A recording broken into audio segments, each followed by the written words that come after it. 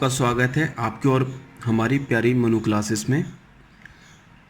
आज हम पढ़ेंगे fundamental equation of conduction. Fundamental equation of conduction, इसे हम जनरल हीट कंडक्शन इक्वेशन भी बोलते हैं। अपार्ट फ्रॉम दिस, इसके अलावा हम इस इक्वेशन के कुछ स्पेशल केसेस देखेंगे and special cases. Special cases क्या होता है कि डायरेक्टली ऑब्जेक्टिव्स में पूछ लिया जाता है। ओके, तो फर्स्ट हमने क्या किया, एक स्लैब को ड्रॉ किया। ये सपोज हमारी स्लैब है। ओके, ये स्लैब है। 3D दिखाने के लिए हमने ये कंसिडर कर लिया। ओके, स्लैब में ये डायरेक्शन हमने एक्स कंसिडर की। Okay, x direction. X distance पे हमने ds थिकनेस का एक डिफरेंशियल एलिमेंट कंसिडर किया। dx थिकनेस का डिफरेंशियल एलिमेंट कंसिडर किया। माय डियर फ्रेंड्स, जो हम ये ड्राइव करने जा रहे हैं इसके रिजल्ट्स का कॉम्पिटिटिव एग्जाम में यूज़ होगा, बट जो हम पूरी डेरिवेशन करेंगे वो सेमेस्टर एग्जाम्स में, इंजीनियरिंग सेमेस्टर एग्जाम्स में पूरी डेरिवेशन 5 मार्क्स 10 मार्क्स में पूछ ली जाती है। ठीक है, बट कॉम्पिटिटिव एग्जाम में रिजल्ट्स यूज़ होंगे। ओके, तो ये हमने कोई एक डिफरेंशियल एलिमेंट ले लिया ds थिकनेस का। ओके, dx थिकनेस का। ठीक है, इसका क्रॉस सेक्शनल एरिया ये एरिया क्योंकि हीट हमने माना x डायरेक्शन में फ्लो कर रही है। सपोज यहाँ पर qx है और यहाँ पर qx प्लस dx है। ओके, तो जो ये एरिया है perpendicular to the direction of heat transfer, this area depth होगी अंदर की तरफ पेपर में। ओके, तो ये एरिया ए रहेगा। ओके, जो इसका रहेगा वही इसका रहेगा, वही इसका सेम रहेगा एरिया। ठीक है, एरिया हमने ए मान लिया। इसकी थर्मल कंडक्टिविटी हमने के कंसीडर कर ली। ओके, इसमें यूनिफॉर्म हीट जनरेशन हो रहा है Q dot uniform heat generation हो रहा है। ठीक है, यूनिफॉर्म हीट जनरेशन हो रहा है तो means Q dot is not a function of X Y Z. ठीक है, अब ये हीट जनरेशन कैसे हो रहा होगा, कुछ सोर्स होगा अंदर। क्या सोर्स हो सकता है? हीट जनरेशन जो हो रहा है किसी पर्टिकुलर सोर्स की वजह से हो रहा होगा। क्या क्या सोर्सेस हो सकते हैं? Due to passing of electric current हो सकता है, due to passing of electric current. Okay, due to exothermic chemical reaction हो सकता है जिसमें एनर्जी रिलीज होती है, exothermic chemical reaction. Okay, thermonuclear fusion reaction की वजह से हो सकता है, थर्मोन्यूक्लियर फ्यूजन रिएक्शन की वजह से हो सकता है। ओके, ये माय डियर फ्रेंड्स ये यूनिफॉर्म है, यूनिफॉर्म हीट जनरेशन। ठीक है, ये थ्रू आउट सेम रहेगा पूरी बॉडी में, पूरी स्लैब में। पहले माय डियर फ्रेंड्स हम एक डायरेक्शन के लिए रिलेशन को प्रूव करेंगे, फिर उसी को हम 3 डायमेंशन में शो कर देंगे। ठीक है, इसलिए मैंने यहाँ पर डायरेक्ट लिख दिया Q dot is not a function of X Y Z. ठीक है, तो यहाँ पर देखते हैं, अब हम इसकी एनालिसिस कर रहे हैं इस डिफरेंशियल एलिमेंट की। ओके, तो इसमें QX क्या है? QX heat conducted into the element along x direction, heat conducted into the element along x direction. ठीक है, ये x डायरेक्शन हो गया। कितना है हमारा QX minus k a, del t by del x लिखेंगे, डेल में लेकर चलेंगे। ठीक है, क्योंकि अभी टेम्परेचर यहाँ पर विद टाइम और विद स्पेस डिपेंड कर रहा है। स्टडी कंडीशन हम बाद में देखेंगे। ठीक है, QX प्लस DX क्या होगा? Heat conducted out of the element, ये देखिए एलिमेंट से बाहर निकल रही है, heat conducted out of the element. Okay, direction same है, along x direction. Okay, along x direction. ठीक है, along x डायरेक्शन. अब क्या बचा हमारे पास, एक हीट जनरेशन. तो हीट जनरेटेड एलिमेंट में कितनी होगी, heat generated in the element कितना होगा हमारा, Q डॉट इंटू वॉल्यूम होगा.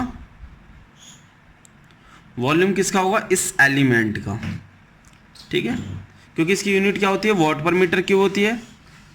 तो हीट जनरेटेड निकालना है तो क्या, वॉल्यूम से मल्टीप्लाई करेंगे. तो मीटर क्यूब से metre cube cancel, you will get heat generated in watt. Okay, तो क्यू डॉट रहेगा. वॉल्यूम कितना है इसका, क्रॉस सेक्शनल एरिया ए है, थिकनेस डी एक्स है, तो area into volume.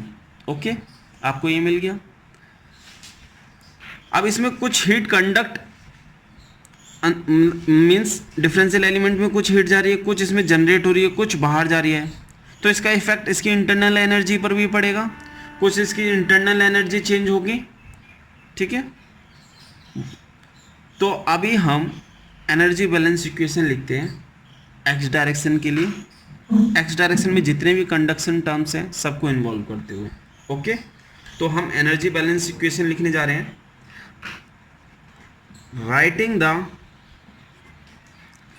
The energy balance equation.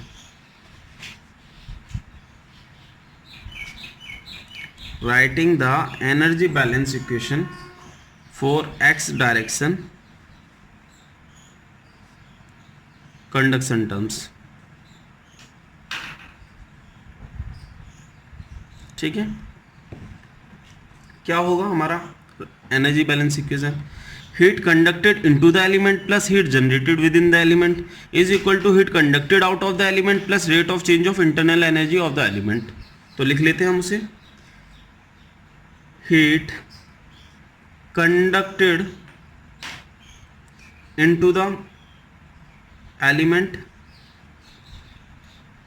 plus heat generated within the element. ये left hand side होगी, राइट हैंड साइड क्या होगा, heat conducted out of the element, heat conducted out of the element plus rate of change of internal energy of element, rate of change of internal energy of element with respect to time. okay, ठीक है, कोई confusion. तो heat conducted कितना हुआ, q x into the element. Heat generated कितना हुआ, q dot into a d x. Heat conducted out कितना हुआ, q x plus d x. और rate of change of internal energy कितना होगा, rate of change del by del t time के साथ. Internal energy m mass, specific heat temperature. Solid की specific heat एक ही होती है. ठीक है, प्रेशर में होती है. ऐसा नहीं है कि आप यहाँ CP/CV करोगे, वो गैसेस वेपर के केसेस में होता है. Okay, q x plus Q dot into A into d x is equal to, q x plus d x को क्या लिख सकता हूँ मैं, q x plus del by del x q x d x. Okay my dear friend, mass of element is constant, specific heat is also constant. तो MCP को मैं बाहर ले सकता हूँ, ये हुआ मेरा delta T upon del t. Okay, see here q x will be cancelled out. Okay, see q dot a d x del by del x. Q x को क्या लिख सकता हूँ मैं, minus k del T by del x, minus k a del T by del x. Okay, ये d x हो गया.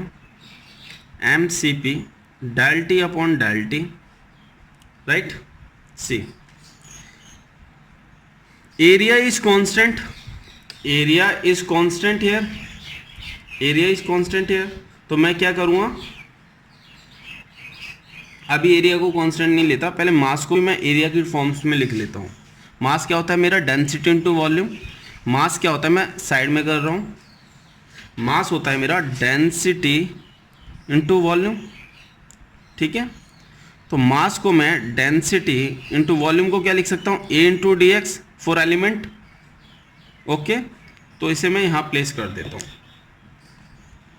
तो नेक्स्ट लाइन मुझे क्या मिली, q dot a d x del by del x minus k a del T by del x d x plus m को मैं लिख रहा हूँ rho a d x c p del T by del t, okay.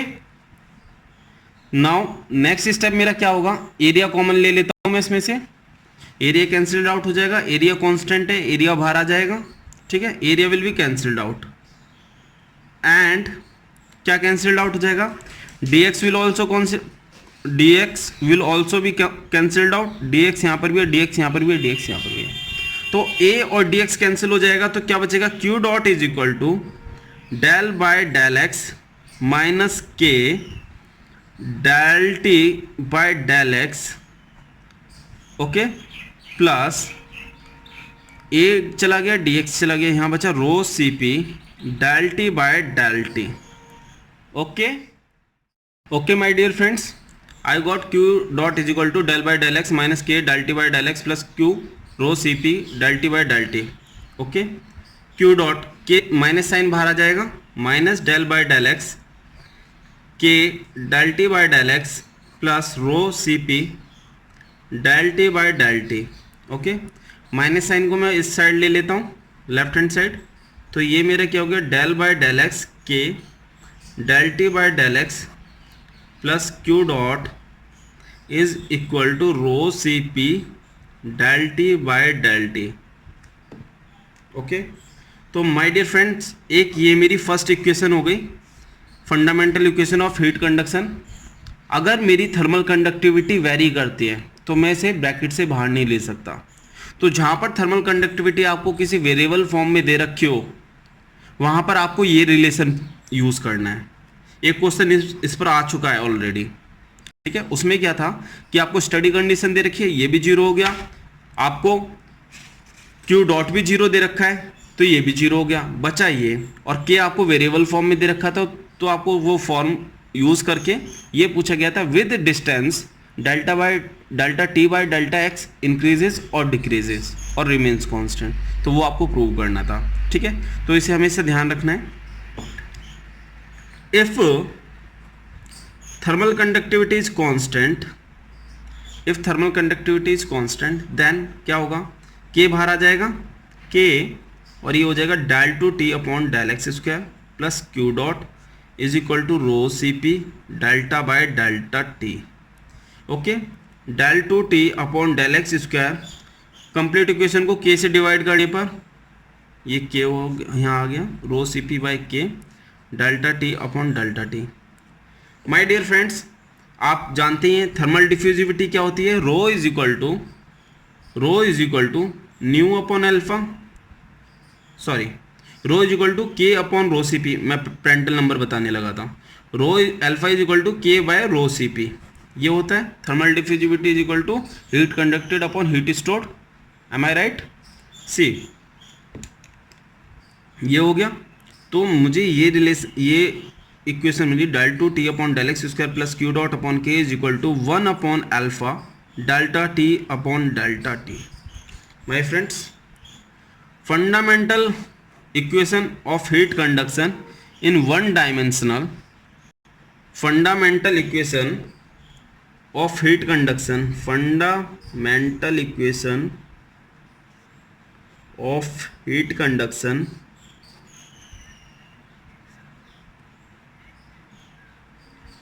in one dimensional if thermal conductivity is constant, इसे ध्यान रखना है, very important, if thermal conductivity is constant।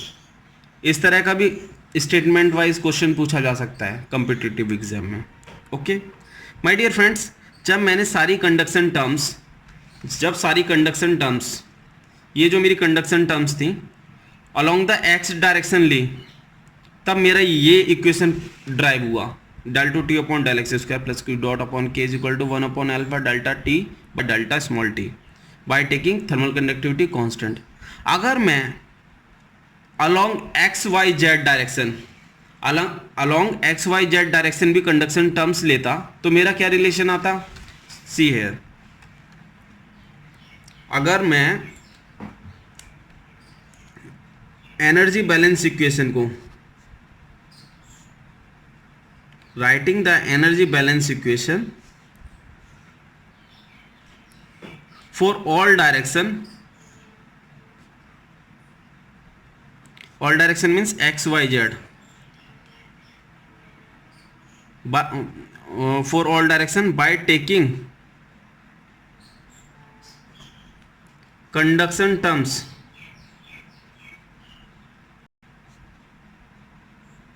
अगर ये मैं सारी कंडक्शन टर्म्स साइमल्टेनियसली लेता तो मेरा फाइनल रिलेशन क्या आता वो मैं आपको बता देता हूँ। Del two T upon del x square plus del two T upon del y square plus del two T upon del z square plus Q dot upon के is equal to 1 upon alpha delta T upon delta t, ये relation आता। My dear friends, ये किस case में, when thermal conductivity is constant, very important. अगर thermal conductivity constant नहीं होती तो क्या रिलेशन आता मेरा, वो भी देख लीजिए आप, क्योंकि एग्जाम में डायरेक्ट आपको ये स्टेटमेंट दिया जा सकता है और आपसे पूछा जा सकता है which is the correct option, which is the correct option. Okay, तो देखते हैं क्या आता, K del T by del x plus del by del Y K del T upon del Y plus del by del Z K del T upon del Z plus Q dot is equal to rho C P delta T upon delta T. My dear friends, ये तब है जब thermal conductivity constant नहीं है, when thermal conductivity is not constant. My dear friends, इस equation को Fourier Biot equation भी बोलते हैं, ठीक है। नाउ अब हम इसके स्पेशल केसेस देखते हैं, ठीक है। Now we are moving on to special cases of this equation. My dear friends, now we will see special cases of this fundamental equation of heat conduction when thermal conductivity is constant। जिस तरह से मैं इसमें apply करूँ उसी तरह से आप इसमें भी अप्लाई कर सकते हो, बट स्पेशली मैं when thermal conductivity is constant वाली फंडामेंटल इक्वेशन के लिए केसेस देखूँगा, ठीक है। तो मेरा फर्स्ट केस क्या होगा, first case when heat generation is zero, heat generation is zero, ठीक है। तो क्या निकल के आएगा, del two T upon del x square plus del two T upon del y square, 3 axis के लिए लेकर चल रहा हूं मैं, del two T upon del z square is equal to 1 upon alpha delta T upon delta t, ठीक है। My dear friends, ये इस इक्वेशन को हम क्या बोलते हैं, इस इक्वेशन को हम बोलते हैं फूरियर इक्वेशन, फूरियर इक्वेशन और डिफ्यूजन इक्वेशन, फूरियर इक्वेशन और डिफ्यूजन इक्वेशन। याद करने का क्या तरीका रहेगा, क्योंकि इसमें डिफ्यूजिविटी है इसलिए इसे डिफ्यूजन इक्वेशन बोलेंगे when heat generation is zero. Okay, now come to next case, ठीक है। ये फर्स्ट केस हो गया, ये सेकंड केस हो गया। सेकंड केस में क्या है हमारा, when rate of change of time, या sorry rate of change is zero means steady state की बात हो रही है, means time is not changing with temperature is not changing with time। अब हम स्टडी स्टेट की बात कर रहे हैं। अगर हमें स्टडी स्टेट कंडीशन दे रखी है, temperature is not changing with time. मैं आपको बता दूं, delta T upon delta T क्या शो करता है हमें? रेट ऑफ चेंज शो करता है, rate of change of temperature. ठीक है, टेम्परेचर चेंज ऑफ टेम्परेचर क्या होता है हमारा? Delta t. ठीक है, रेट ऑफ चेंज क्या होगा? Del by del t of t. Okay, ठीक है, delta T upon del t क्या हो सकता है हमारा? आइदर रेट ऑफ कूलिंग होगा, रेट ऑफ कूलिंग, और रेट ऑफ हीटिंग होगा, रेट ऑफ हीटिंग। ठीक है, रेट ऑफ कूलिंग होगा तो ये निगेटिव होगा क्योंकि temperature is getting decrease. Rate of heating होगा तो ये पॉजिटिव होगा। ठीक है, रेट ऑफ कूलिंग के लिए निगेटिव होगा delta t by del t, rate of heating के लिए पॉजिटिव होगा। ठीक है, तो अब हम स्टडी स्टेट कंडीशन को देखते हैं, सेकंड केस को। तो हमारा क्या होगा? Del two T upon del x square plus del two T upon del y square plus del two T upon del z square plus Q dot upon k होगा। ठीक है, क्यू डॉट अपन के, और राइट हैंड साइड वाली ये term complete zero हो जाएगी क्योंकि डेल्टा टी अपन डेल टी जीरो है, ये जीरो हो गया। ओके, इसे मैं क्या लिख सकता हूँ? इसे मैं लिख सकता हूँ, आपने मैथ में पढ़ा होगा पार्शियल डिफरेंशिएशन में, इसे इस तरह से लिख सकते हैं,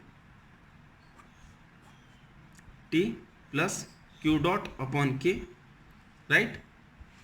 फिर मैं इसे डेल टू लिख सकता हूँ, del to the power two T plus Q dot upon के is equal to zero. My dear friends, इसे हम बोलते हैं पॉइजन इक्वेशन। क्या बोलते हैं? Poison equation. एग्जाम में आपसे डायरेक्ट पूछा जा सकता है। ठीक है, कि आपको ऑप्शंस दे रखे होंगे, बताइए which one is the Poisson equation. Now come to case three. Case three क्या होगा? केस थ्री, आपको हीट जनरेशन भी जीरो दे रखा है और स्टडी स्टेट कंडीशन दे रखी है, means temperature is not changing with time. Okay, तो हमारा रिमेनिंग टर्म्स क्या रहेंगी? Del two T upon del x square plus del two T upon del y square plus del two T upon del z square equal to zero. ये क्या हो गया हमारा? इसी फॉर्म में लिख सकते हैं इसे, इस कंप्लीट टर्म को इस फॉर्म में लिखेंगे तो हमारा क्या बचेगा? Del two t, del two t. Okay, del की पावर टू टी। इसे हम क्या बोलते हैं? Laplace equation, Laplace equation. ठीक है, इस तरह के क्वेश्चंस आपसे ऑब्जेक्टिव्स में पूछे जा सकते हैं। ओके, नाउ सी case third, case fourth. Case fourth आपको क्या दिया जा सकता है? आपको बोला स्टडी स्टेट है एंड वन डायमेंशनल। तो इस केस में क्या होगा? वन डायमेंशनल में आपको अगर सपोज एक्स डायरेक्शन दे रखी है, del two T upon del x square plus Q dot upon के इज इक्वल टू जीरो। ये हो गया आपका steady state and one dimensional. Okay, now see another case. Suppose आपको दे रखा है case fifth, steady state one dimensional और without heat generation, without heat generation. तो आपके पास क्या रह गया स्टडी स्टेट में? इसका मतलब हो गया delta T upon del t zero, right hand side zero हो गया। Without heat generation, left hand side की सेकंड टर्म जीरो हो गई। और वन डायमेंशनल मीन्स आपको सपोज कोई एक एक्स डायरेक्शन दे रखी है तो आपका ये बचा। ठीक है, now come to case sixth. Case sixth में क्या होगा? आपको अनस्टडी स्टेट बोला है, अनस्टडी स्टेट। ठीक है, unsteady state means temperature is changing with time as well as space. ठीक है, अनस्टडी स्टेट दिया आपको वन डायमेंशनल, वन डायमेंशनल दे रखा है विदाउट हीट जनरेशन दे रखा है। अब देखते हैं, अनस्टडी मीन्स आपका delta T upon del T not equal to zero, one dimensional दे रखा है तो one dimensional del two T upon del x square दे रखा है विदाउट रीजनरेशन में सेकंड टर्म जीरो, तो ये बचा one upon alpha delta T upon del T. तो आपके जितने भी प्रोबेबल केसेस थे टोटल 6 वो मैंने आपके सामने दिखा दिए हैं। ये सारे ऑब्जेक्टिव्स के हिसाब से बहुत इंपॉर्टेंट है। ये सारे रिजल्ट्स आपको न्यूमेरिकल सॉल्व करने में आपकी हेल्प करेंगे। ठीक है, आपको ये जरूर याद रखना है, ये फंडामेंटल इक्वेशन जो हमने प्रूव की है ये थर्मल कंडक्टिविटी कांस्टेंट होने पर है, और ये जब थर्मल कंडक्टिविटी कांस्टेंट नहीं है वेरिएबल है। ठीक है, इन सारी चीज़ों को आपका ध्यान रखना है, न्यूमेरिकल्स को सॉल्व करना है। मैक्सिमम काफ़ी सारी प्रॉब्लम्स इससे रिलेटेड पूछ ली जाती हैं। आपको डेल्टा टू टी इसमें सपोज इस क्वेश्चन में आपको डेल टी टेम्परेचर डिस्ट्रीब्यूशन आपको दे रखा होगा, सपोज आपको दे दिया 4 - 5x + 10x। ठीक है, एक प्लेन वॉल का इस टाइप का दे दिया प्लेन वॉल का, और आपको ये x डायरेक्शन दे रखी है। आपसे पूछ लिया इस फेस पर, इस सरफेस पर टेम्परेचर कितना है, इस सरफेस पे टेम्परेचर किस रेट से चेंज हो रहा है। अगर इस तरह की प्रॉब्लम दे दिया आपको तो क्या करोगे आप del two T upon del x square निकालोगे। अल्फा दिया होगा इसमें तो आपको delta T upon del t इस फेस पे मिल जाएगा। एक्स की वैल्यू जितनी भी आपको इसकी थिकनेस दे रखी है वो पुट ऑन करने पर आपको ये वैल्यू मिल जाएगी। तो इस तरह की प्रॉब्लम्स बन सकती हैं फाइंडिंग से। ओके, आई होप आपको वीडियो पसंद आया हो, क्वालिटी भी अच्छी लगी हो नोट्स की आपको।